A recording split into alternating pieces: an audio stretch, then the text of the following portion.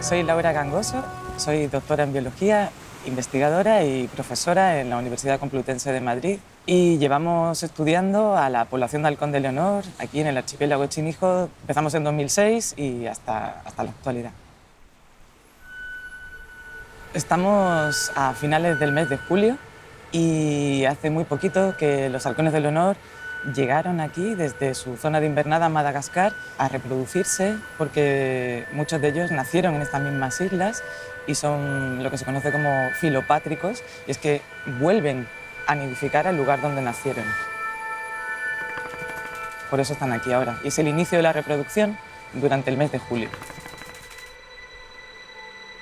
La población de halcón de Leonor de Canarias nidifica en los islotes deshabitados de Echinijo, y nuestro centro de operaciones principalmente es aquí, en Alegranza, que es la que tiene la mayor población reproductora y también la que nos permite ciertas comodidades para poder trabajar, porque es mucho tiempo lo que dura la campaña de campo y necesitamos unos mínimos de infraestructura para poder realizar todas las cosas que hacemos.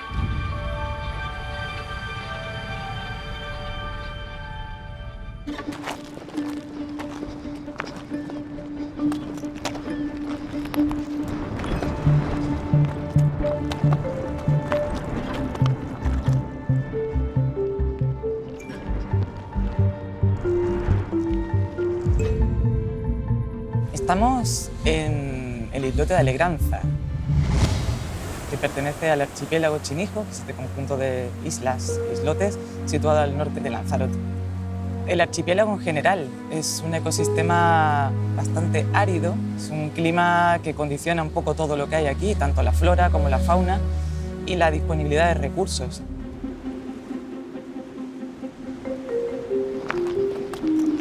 Como los halcones vienen a nidificar aquí, lo primero que hacemos al llegar es ver dónde están, cuántos hay.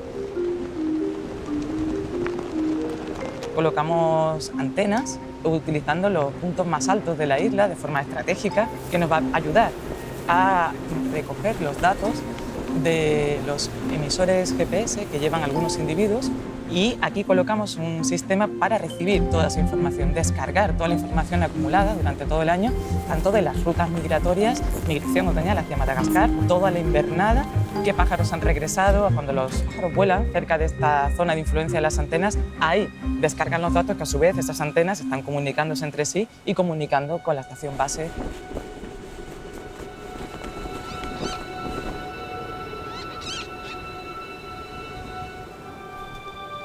Dentro del seguimiento de la reproducción, una de las cosas que medimos es la productividad, que es el número de pollos que consigue volar de cada pareja que estamos monitorizando. Y cada año varía. Y en el año 2014 fue excepcional en este sentido, porque la productividad fue de 0, lo que quiere decir que no sobrevivió ningún pollo. Todos murieron, todos. Es algo raro.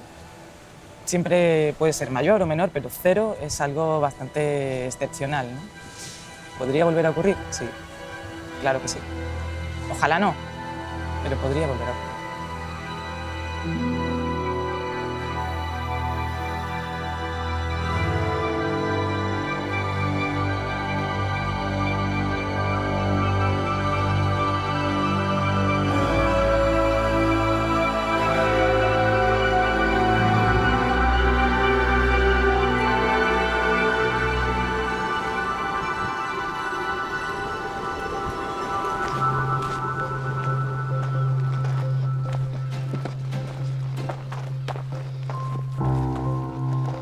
Dentro del equipo fuerte, el equipo que es en la época más dura de trabajo, generalmente estamos los mismos.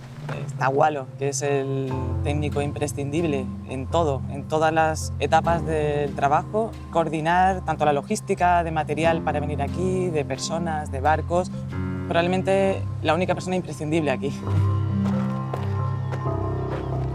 Luego está Marc, que desde que llegó la primera vez no ha parado de venir año tras año.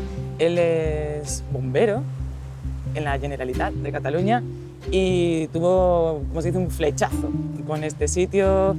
Contribuye en todo lo que puede. Tenemos muchas tareas en el campo y después en la casa. Y además aporta algo muy importante, que es la serenidad. Hacemos un equipo curioso, todos somos diferentes y todos tenemos nuestras personalidades, y él siempre mantiene la calma hasta los momentos más críticos. Sabe aguantar esa tensión siendo bombero. Cuando las cosas se ponen feas alguien tiene que mantener la calma, y él está ahí, ¿no? Por ejemplo, para eso y para todo lo demás.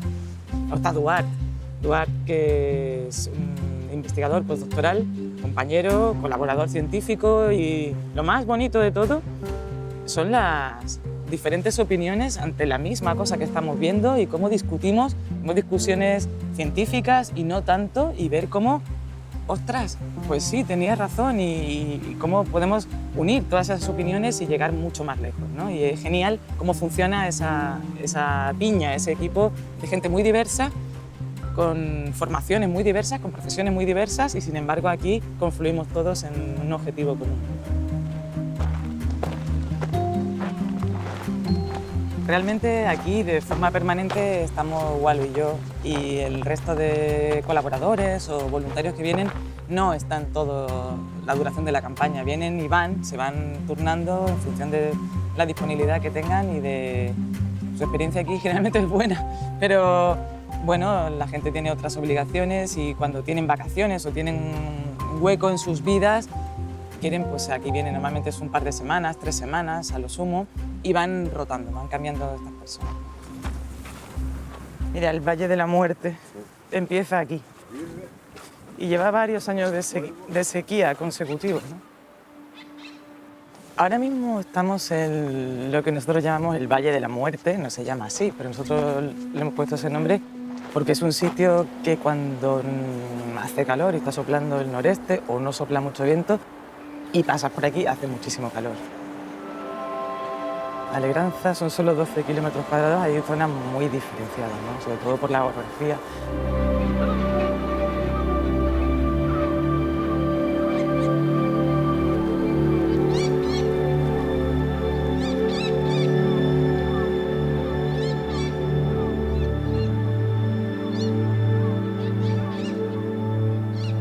Pues los machos y las hembras se diferencian más o menos bien, sobre todo ahora, al principio de la reproducción, por el tamaño y por más cosas. La hembra es más grande que el macho un poquito, y luego aparte la hembra tiene las partes de piel desnuda, como son las patas, el anillo ocular o la cera, de un color así verde azulado, mientras que los machos, esas mismas partes son de color amarillo intenso, ¿no? Sobre todo ahora al principio de la reproducción, que están como muy vistosos, muy coloridos, tienen que estar guapos para las hembras, ¿no? Y se ve bastante bien esa diferencia. No siempre es muy evidente, pero sí, con el telescopio y a distancia podemos ser capaces de distinguir quién es el macho y quién es la hembra, y ver así cómo se forman estas parejas.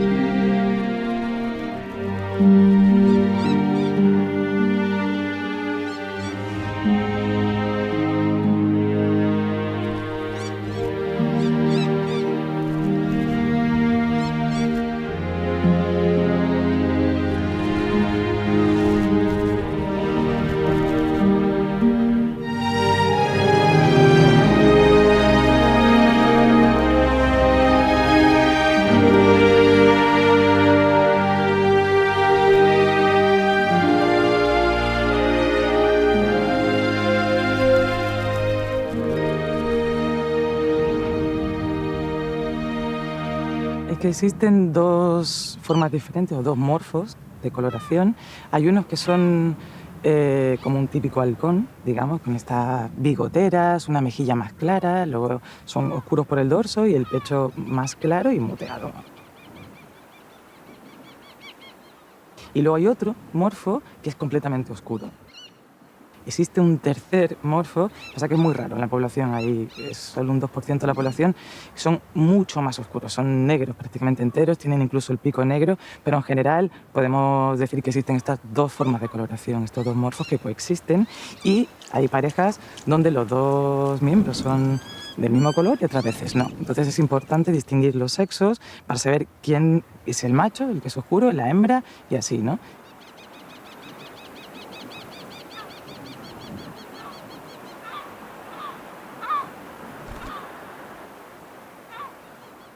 Ahora estamos censando la población.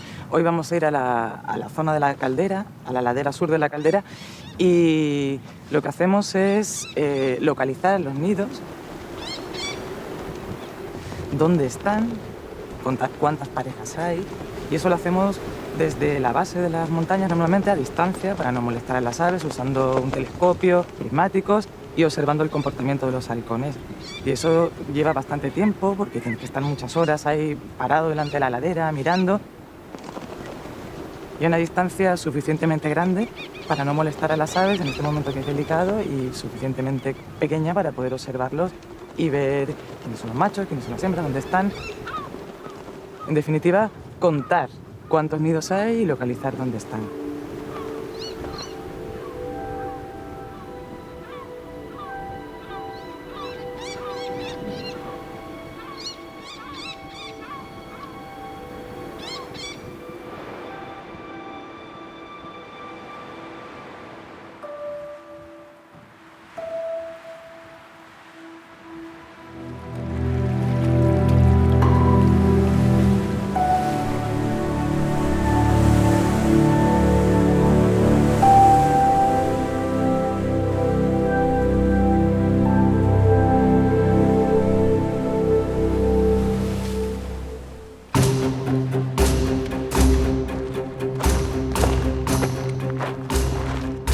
Pues 6J es un pájaro especial, porque fue la primera hembra adulta de halcón de Leonor que anillé aquí, al principio, en el año 2006, cuando llegamos, ¿no? Y desde entonces hemos estado juntas un montón de años, siempre estaba en el mismo nido, con el mismo macho. Pasaron los años, cambió de macho, tuvo hasta 3 machos diferentes, y de alguna forma yo también sentía que mi historia aquí estaba ligada a la suya. Lo que iba a pasar tenía mucho que ver con lo que le pasaba a ella. Era una hembra adulta, una hembra bastante vieja, experimentada, sabía muy bien lo que estaba haciendo, sabía criar muy bien a sus pollos, había vivido de todo. Hambrunas, periodos de bonanza, migraciones, un montón de cosas. Y cada vez que nos encontramos, cuando llegábamos a la granja, lo primero era ver si estaba 6J, ¿no? Y hasta que un año no estuvo. Y fue, bueno, duro, y bueno, pues desapareció, y curiosamente su territorio no se ocupó más. No se ocupó más hasta este año, que de repente alguien ha ocupado. Era como si hubiera una especie de, no sé, respeto por ese territorio. Nadie estaba suficientemente preparado para ocupar ese trono, ¿no? Una cosa muy, también, esa es la historia que yo quiero ver o que me quiero contar.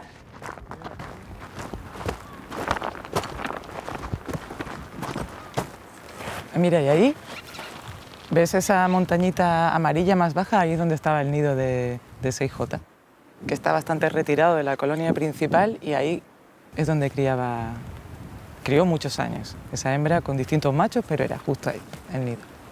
6J era de morfo claro y ha tenido varias parejas diferentes. El primero y el que conocimos primero era de morfo oscuro. Lo normal es que tengan 3 huevos, y alguna vez, rara vez, ponen hasta 4, y muy rara vez son capaces de sacar 4 pollos adelante. Y una de las pocas parejas que lo consiguieron fue justamente esta, cuando estaba con ese macho de morfo oscuro, y lograron sacar 4 pollos, y los 4 eran de morfo negro. Los 4 sobrevivieron, y es algo bastante insólito, ¿no? Y raro que ocurra. Vamos a ver, como bien dijo Laura, la hembra esta era súper buena, pero también hay que tener en cuenta que ese machito negro, normalmente los bichos muy buenos, los máquinas, los machos son pequeñitos, tanto blanco como negro. Y en esta ocasión me acuerdo que capturamos a este macho, que normalmente los pájaros cuando los capturas no sé, se ponen nerviosos y demás, y este estuvo súper tranquilo. Que faltaría el peso, ¿verdad? Un par de vueltas ahí. Y cuando sueltas a un adulto después de manipularlo, 10, 15 minutos que lo manipulas, necesita un momento para desestresarse, colocarse bien el plumaje y demás. Lo suelto, ¿vale? Venga. Este macho lo soltamos y se fue a cazar. Y a los 5 minutos estaba otra vez en el nido alimentando a sus pollos, ¿no? Como si no hubiera pasado nada, como suéltenme, que lo que quiero es seguir haciendo mi trabajo. Y eso, un gran macho.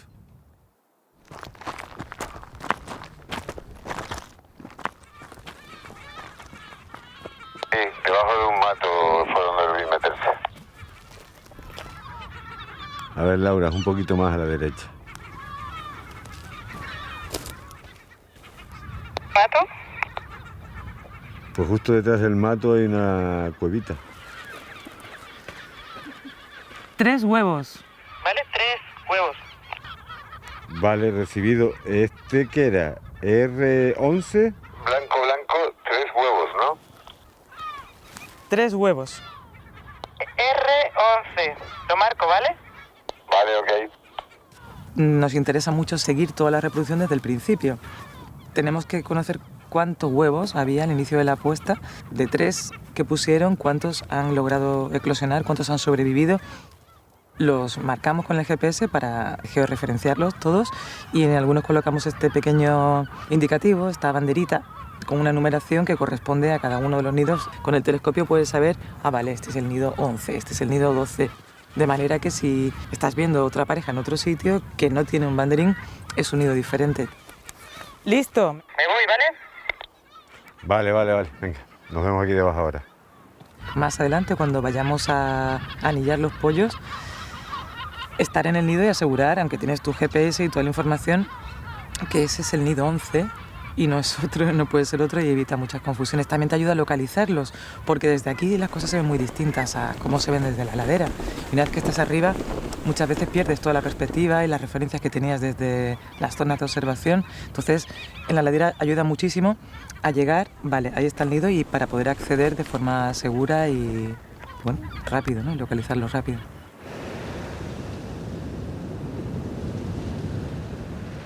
Los halcones nidifican aquí, en este archipiélago, por varios motivos. Uno de ellos es la localización geográfica. Hay cuevas, hay montañas, hay diferentes relieves. Muy tranquilo, es un sitio que no está habitado, donde no tienen molestias humanas, tampoco hay predadores como mamíferos o otras aves. Los únicos predadores somos nosotros.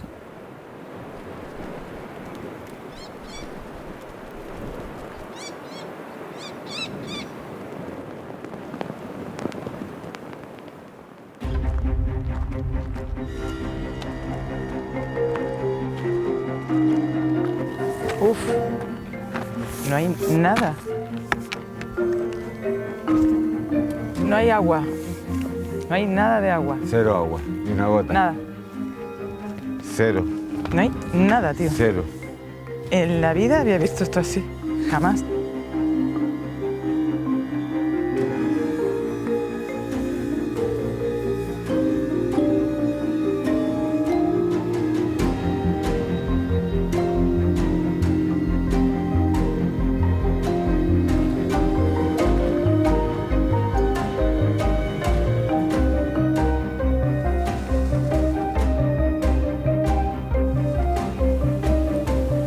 La presa está totalmente seca y la primera vez que la vemos así en 17 años. No hay nada de agua, está completamente seca y eso es una catástrofe.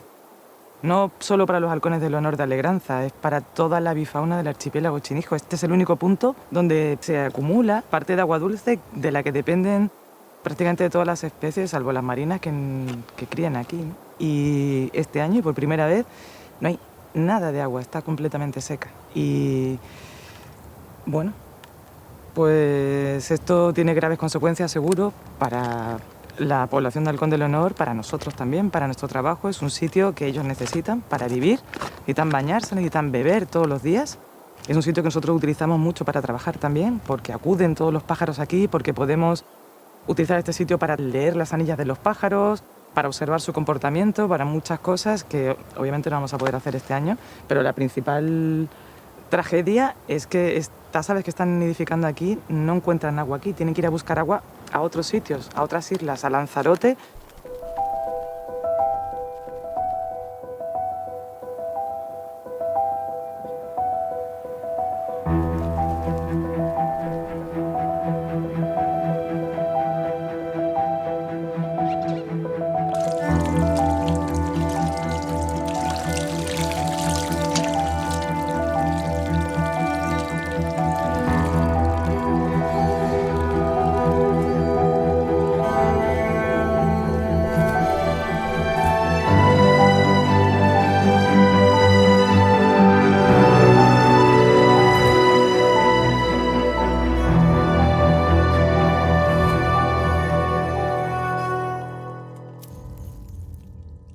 El aseo es fundamental para todas las aves, pero para los halcones de Leonor más.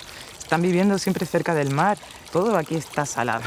El aire está salado, la brisa marina llega, les mancha y tienen que tener el plumaje impecable porque la sal es muy abrasiva, erosiona mucho las plumas, entonces tienen que eliminar esa sal bañándose en agua dulce. Que ahora tanto para beber como para bañarse van a tener que desplazarse a Lanzarote, con lo que ello supone, que es pues abandono momentáneo del nido, desatención de los pollos. Y en esos momentos lo que puede ocurrir es que otro halcón o otro predador aproveche y se lleve los pollos del nido. El canibalismo está.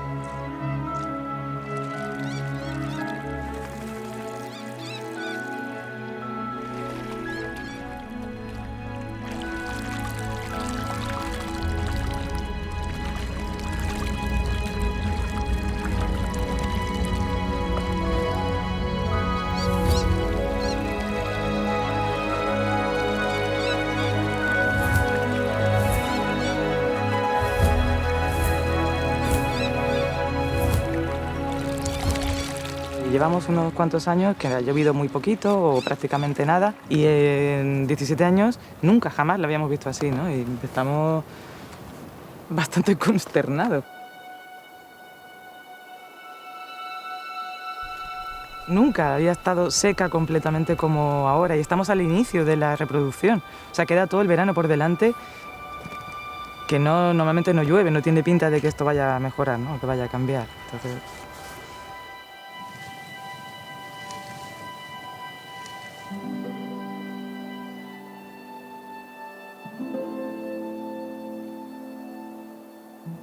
En el año 2014 había poquísima agua y demostramos que se podía traer agua aquí arriba.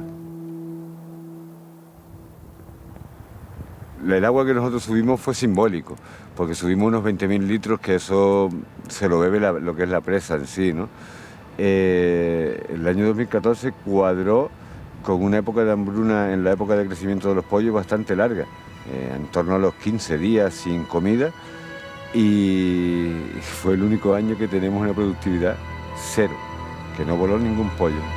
De las parejas controladas que hicieron puesta, no salió ningún pollo que volara y hiciera su vida, llegar adulto, ¿no? Bueno, de hecho no llegó ni a salir del nido ningún pollo.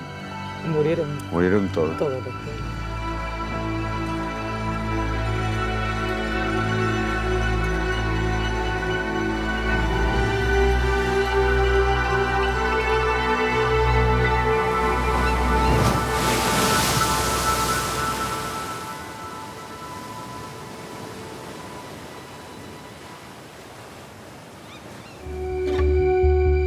El halcón, lo que sorprende, que venga desde el norte de Madagascar, cruce todo el continente africano, que no es poco, y llega a criar la porción más occidental del mundo, dijésemos, se encuentra aquí, ¿no? Entonces el esfuerzo del viaje con esta manera de nidificación que tiene mediante colonias, que desde un punto de vista parecería que pues son muy amigos, pero entre ellos hay una guerra de competencia por el alimento brutal, ¿no? Y entonces ves la interacción, ves muchísima interacción entre los halcones y es fácil de observar y muy curioso y espectacular.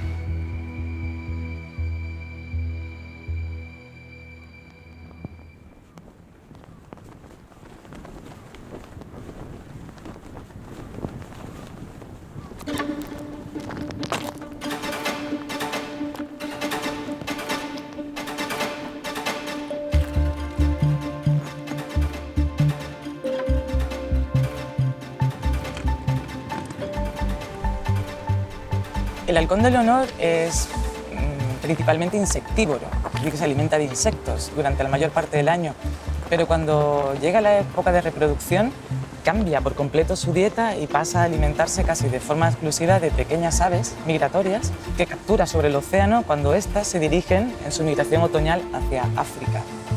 Y los halcones interceptan estos pequeños pajarillos que están migrando, los interceptan en el aire, sobre el mar, y es de lo que se alimentan durante la época y sobre todo con lo que alimentan a su prole.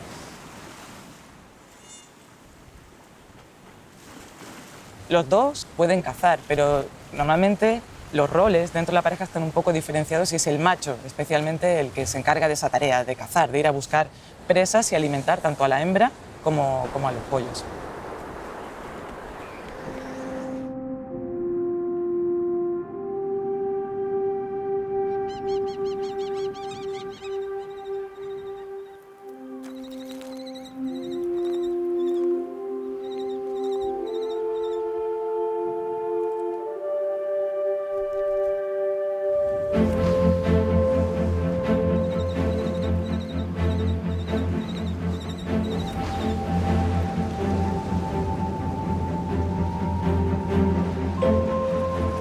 Un adulto de halcón de Leonor necesita 10 pajarillos al día, 10 pajarillos de tamaño medio de los paseriformes que se suelen encontrar por aquí.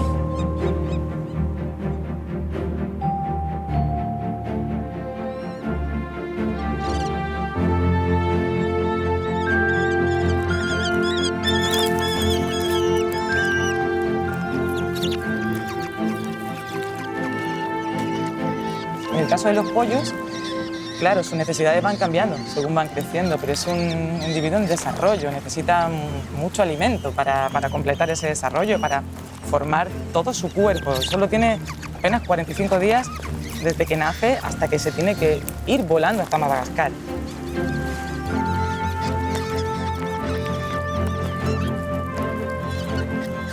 De media, más o menos, consumen 4 pajaritos al día. Si hay más, probablemente comerían más. Al principio no necesitan tanto, con un poquitín les basta. Y después van a ser 8, van a ser 10. La cantidad de alimento no es siempre constante. Y cuando hay condiciones buenas, y ahí el flujo migratorio es abundante y las condiciones de viento son buenas, cazan todo lo que pueden, cazan sin parar los machos y acumulan lo que no se han comido en despensitas. Guardan los pájaros que han cazado en despensas que son una cuevita cerca del nido o en la misma cueva del nido o en arbustos, matos pequeños que haya cerca y ahí los colocan para poder consumirlos más adelante.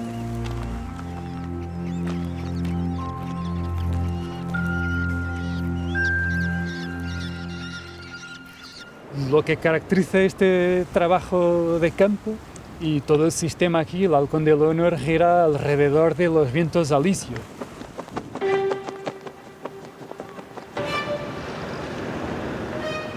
El viento es todo para los halcones de Leonor en Canarias. Una vez los trajo aquí y también puede acabar con ellos, ¿no? Puede extinguirlos.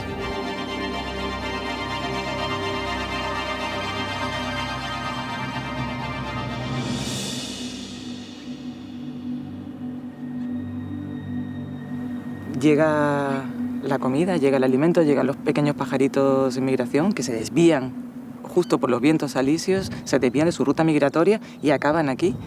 Los alisios significan todo, la vida o la muerte.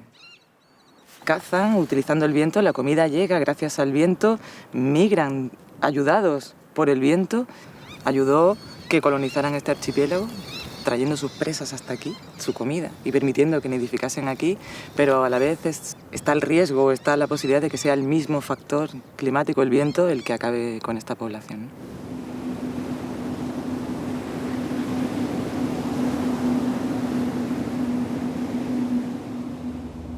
Los vientos alisios son uno de los sistemas de vientos más predecibles del planeta.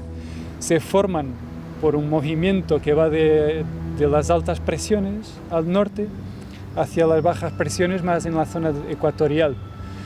Y con el giro de la Tierra, que es el efecto Coriolis, pues viene del noreste al suroeste. Los vientos alisios se ven influenciados por otros muchos fenómenos atmosféricos que ocurren a escala global. Su magnitud depende muchísimo de la posición del anticiclón de las Azores, que es el sistema de altas presiones que está aquí al norte del archipiélago canario. Esa posición de esos sistemas de presiones determinan muchísimo esta periodicidad y la magnitud de los vientos alisios.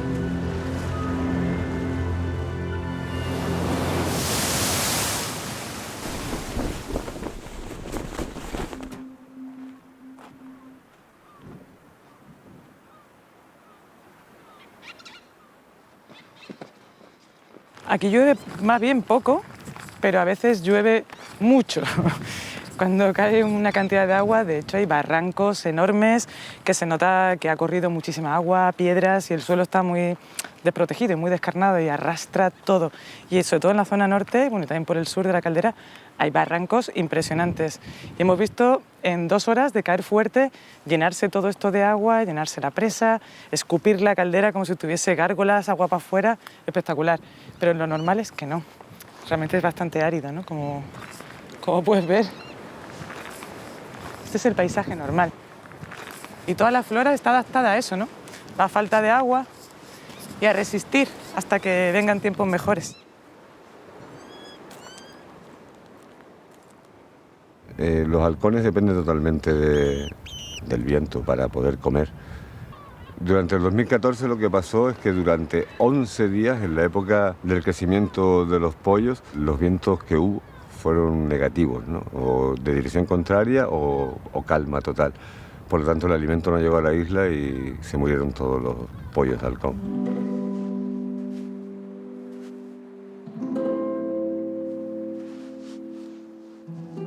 A Laura, la muerte de cualquier bicho le afecta, pero ahora que estamos trabajando con los halcones de Leonor, lo pasa mal. Lo pasa mal, no deja de tener su rigor científico y saber que eso es natural y es un dato más y es lo que ocurre en la naturaleza, ¿no? Pero sí que lo pasa mal. De hecho, tenemos una pequeña estrategia de cuando hay épocas de hambruna, el que llega primero a los nidos suelo ser yo, para evitar espectáculos desagradables.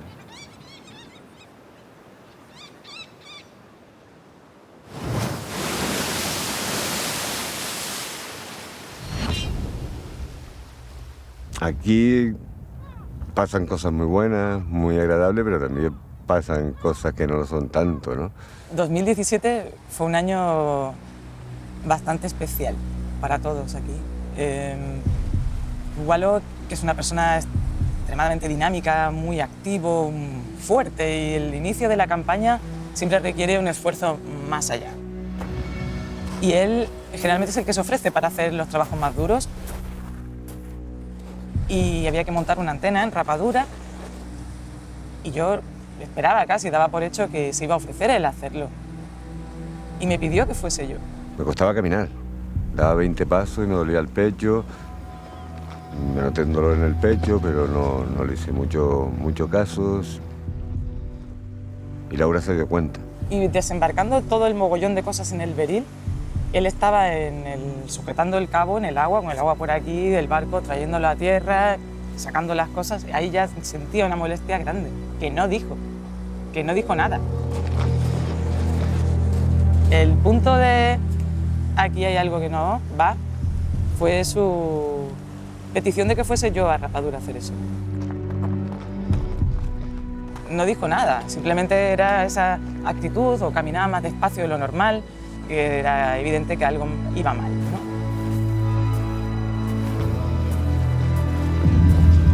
vamos a ir al médico a ver qué pasa, si está todo bien o no. No, cuando acabe la campaña, no, tenemos mucho trabajo que hacer, cuando termine la campaña no se puede subir aquí a Legranza estando enfermo. No es un sitio para ponerse enfermo, mucho menos de esa gravedad, ¿no?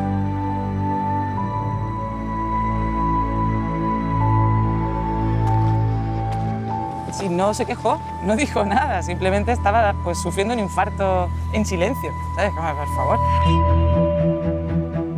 Y decidimos salir de aquí. Aquí esto es como un barco, aquí enfermo no se puede estar. No hay médico, no hay atención. Me sacó de aquí, fuimos al hospital y me dejaron ingresado.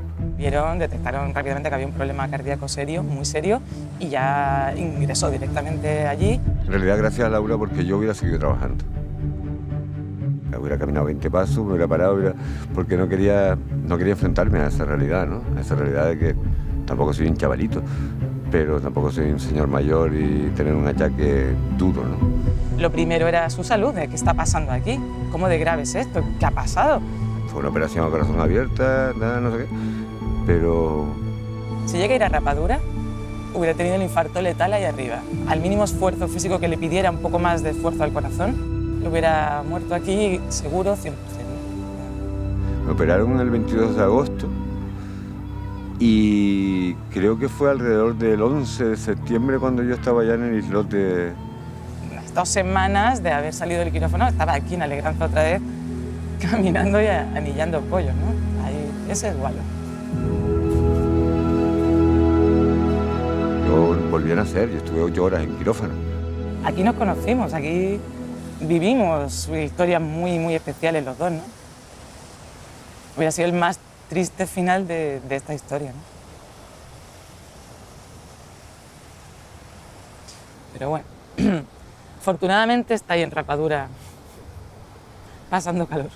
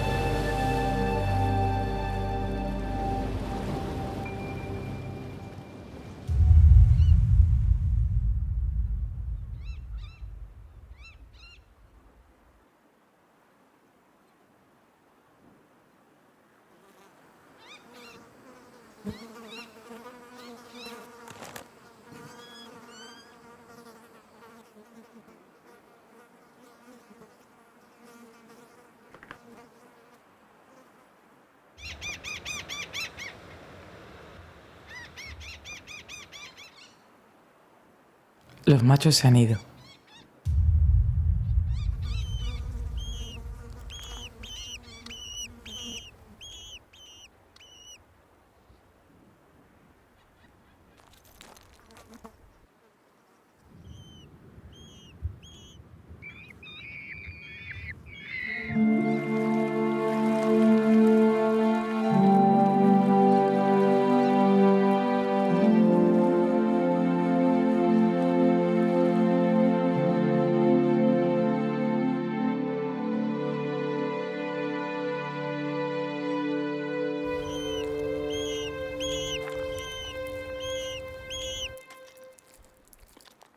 Nada, ni rastro de los padres.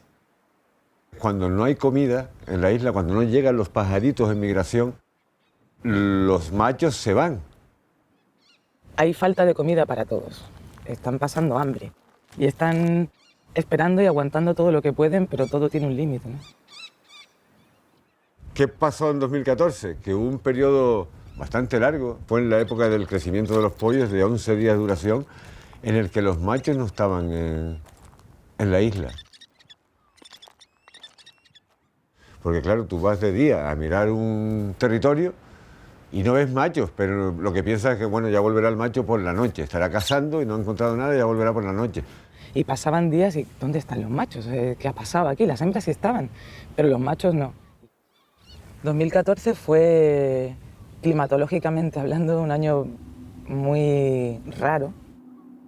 Paró prácticamente el viento y paró durante periodos largos de tiempo. Sabíamos con los GPS que estaba ocurriendo esto, también porque lo veíamos aquí, ¿no? Y esos periodos se prolongaban, los machos desaparecían, los machos estaban en África, tuvieron que irse varias veces allí para sobrevivir ellos mismos, ¿no? Cada vez eran más largos estos periodos y coincidió el más largo de ellos, que fue de 11 días consecutivos, y eso no lo aguanta nadie. Fueron demasiados días seguidos sin comer, porque no es lo mismo comer un día sí y uno no, uno sí, uno no, a estar 11 días seguidos sin nada de alimento, que fue lo que sucedió aquí.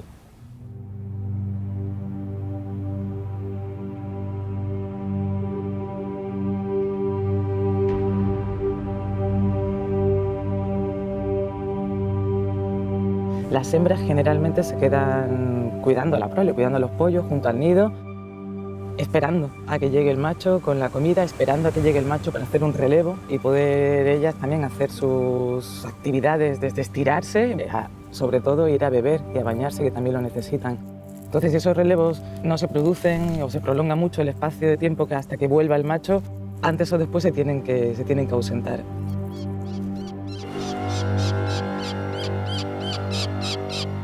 Aguantan todo lo que pueden, están vigilando a sus pollos, pero de repente tienen que irse a beber o buscar algo de alimento para ellas mismas. Todos tienen hambre y todos están esperando su oportunidad. Y su oportunidad en este caso es buscar alimento donde ya casi no hay nada. Y el alimento más cercano, más visible que tienes son los pollos de tu vecino.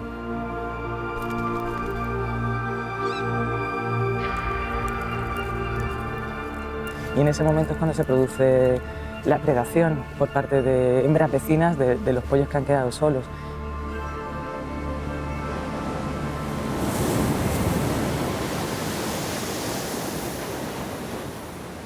Los halcones comen insectos.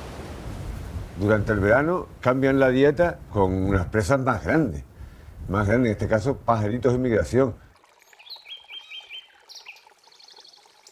Aves que se reproducen en Europa y emprenden su migración, su viaje a pasar el invierno a África, generalmente al sur del Sáhara. Al anochecer despegan desde esta zona del sur de Iberia y pueden encontrar toda suerte de peligros también en la ruta, y el principal peligro que encuentran son los vientos alisios, que están soplando fuerte. Se ven desplazados, son arrastrados completamente por el viento y perdidos en mitad de la noche, en mitad de la mar. El siguiente punto que encuentran los pajaritos es el archipiélago Chinijo. Y completamente desorientados, agotados, y muchos de ellos acaban aquí. El halcón de Leonor es el ave del hemisferio norte que más tarde cría, para adaptarse a este paso migratorio que hay. Lo que no sabemos es cómo llegan a adaptarse, si hay algún cambio, si de repente los pajaritos que migran antes o migran después. Eso lo iremos viendo con un estudio a largo plazo, ya este es bastante largo, pero para ese tipo de información se necesitan muchos años.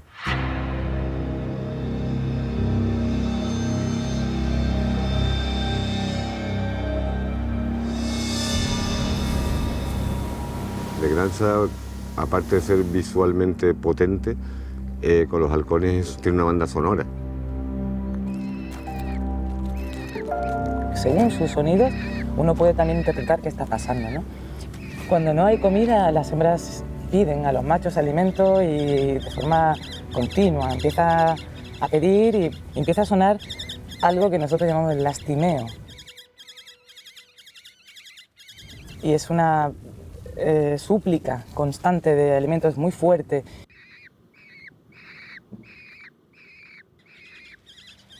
Vas caminando al lado de las colonias, de las montañas, y suena muy fuerte. Están pidiendo desesperadas, trae algo, trae comida, necesito comida, necesitamos comida. Y no hay comida.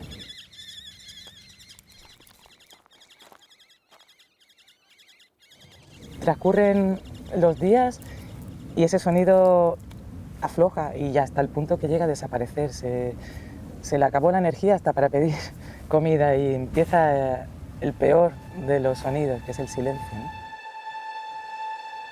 Laura, si no fuera la científica que es, me hubiera traído comida para todos los pollos para que no se murieran de hambre. Siento un conflicto grande. Por un lado está mi parte o mi yo científico que ve un dato ahí y lo registro, lo intento entender, lo analizo y ahí está, y es un dato. Pero luego, claro, está la parte más humana, el yo humano, que claro, es muy duro. No es agradable encontrarte un pollo muerto de hambre o peor, a punto de morir de hambre, es terrible y creo que a todos nos sale un poco ese instinto de protección, ¿no? Que te gustaría ayudar, que te gustaría darle de comer, alimentarlo y que no muriese así. Pero no estamos aquí para eso, estamos aquí para estudiar lo que ocurre, para entenderlo y ver cómo ellos son capaces de responder ante estos cambios, ¿no?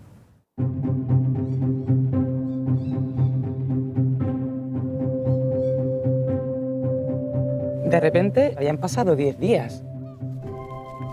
Llegó uno de los machos, aquí está, llegó uno. Minutos después apareció otro, a la hora siguiente apareció otro y así empezaron a llegar todos a la vez. Y un poco después, unas horas después, el viento había cambiado. Ellos ya lo sabían, lo habían visto, lo habían percibido antes desde África. Y llegaron aquí antes de que el viento cambiase y ya al día siguiente volvió a soplar el alisio aquí, ¿no? Habían pasado en total 11 días, cuando los machos estaban aquí ya había vuelto el viento, ya había cambiado antes de que llegase. Gracias a los GPS empezamos a entender todo esto después de que ocurriese. Constan de una pequeña plaquita solar. Cada posición que está tomando, luego lo volcamos en un mapa, cada punto contiene un montón de información. Fecha, hora, altitud, velocidad. Si las condiciones son buenas, cazan muy cerca, a 500 metros, a 1 kilómetro de la isla, la comida está llegando, la comida está aquí. Pero la cosa va cambiando cuando el viento cambia y entonces se empiezan a incrementar hasta esos cientos de kilómetros y si cambian por completo me refiero a que deja de soplar el viento o empieza a soplar de la dirección mala. La comida está lejos, la comida ya no está. Y ahí empiezan a hacer viajes cada vez más largos. De hecho, tocar el continente africano donde permanecen varios días. Y dentro de la costa africana están recorriendo zonas en busca de lo que sea, en busca de insectos, en busca de pájaros, cualquier cosa que les permita sobrevivir.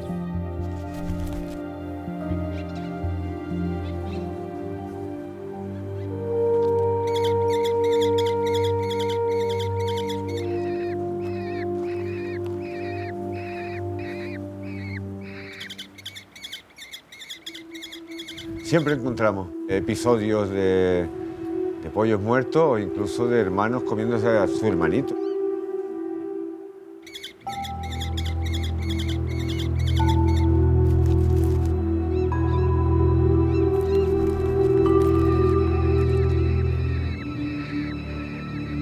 Yo realmente que pienso que es selección natural.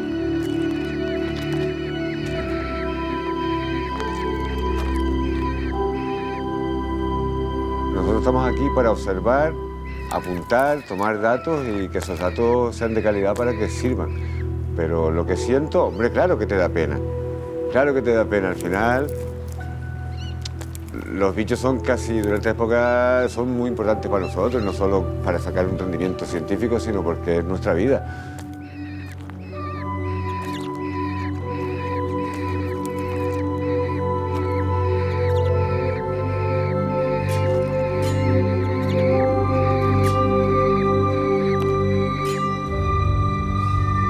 La muerte de unos es la vida de otros. Pensamos en la muerte como algo siempre muy negativo, pero está ahí, es parte de la vida también, ¿no? Y aquí ocurre y se ve muy claro. Es un ciclo que se cierra una y otra vez.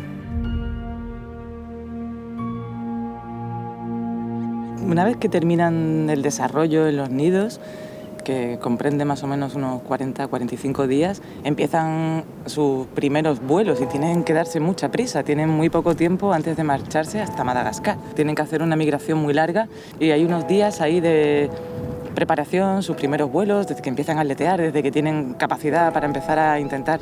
En muy pocos días después empiezan ese viaje, ese tremendo viaje a cruzar el continente africano hasta Madagascar, ¿no? Los halcones son bastante individuales, o sea, la migración la emprenden incluso el macho se va antes que la hembra o la hembra se va antes que el macho y más tarde se van los pollos. A veces hemos visto aquí pollos solos y cuando considera que ha terminado aquí su etapa se marcha y emprenden la migración de forma totalmente individual. El viento es toda la esencia de la vida de los halcones de Leonor. No se puede entender al halcón de Leonor sin viento y mucho menos al halcón de Leonor en Canarias sin viento.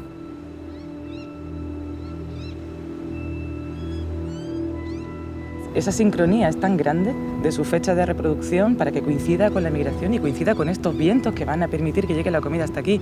Si se desencaja esa pieza un poquito, se desbarata el puzzle. A nivel global están ocurriendo cosas tan importantes y tan conocidas por todos como es el calentamiento global. ¿Qué pasa con ese anticiclón de las Azores? Está cambiando, lo sabemos, se está midiendo, eso está ocurriendo.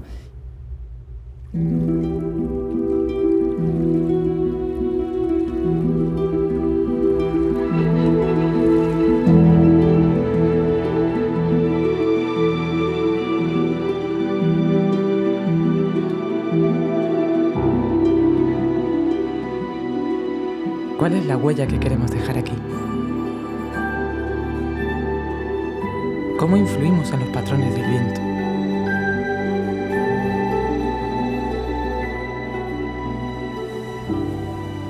A nivel Canarias deberíamos mirar al archipiélago Ginijo como la última esquina que queda natural. Nos tenemos que mentalizar que la naturaleza forma parte de nosotros y preservarla es preservar nuestro bienestar.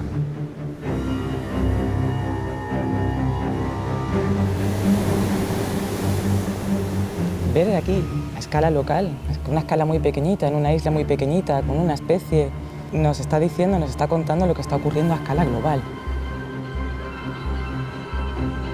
Los halcones son, por su relación inseparable, estrecha con el viento, son los centinelas del viento, pero más allá, son los centinelas del clima y son los centinelas del cambio en el clima, el cambio climático.